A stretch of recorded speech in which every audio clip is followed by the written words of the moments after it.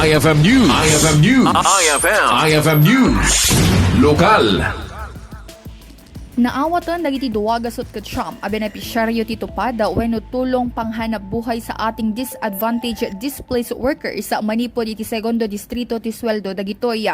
Ti payout ket indaulwan ni second district representative Congressman Angelo Marcos Barba anaangay iti San Nicolas Elementary School. Siya mapulo a benepisyaryo ket manipod iti ili ti San Nicolas, 30 ket siyam iti Dingras, 30 ket 8 iti Solsona ken 30 ket siyam manipod iti Marcos.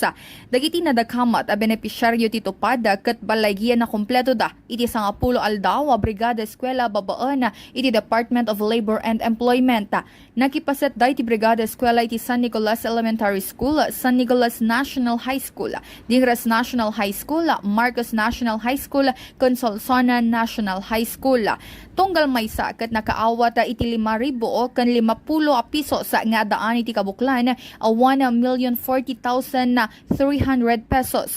Inbatad ni Congressman Barba daytoy a programa para karagiti disadvantage when displaced workers iti probinsya ket gagaw mamatulungan iti pinansyal a kasapulan dagiti tattao. Para iti IFM News, Idol Bernadette Toledo, Tatak, IFM. IFM News. IFM News. IFM News. Lokal.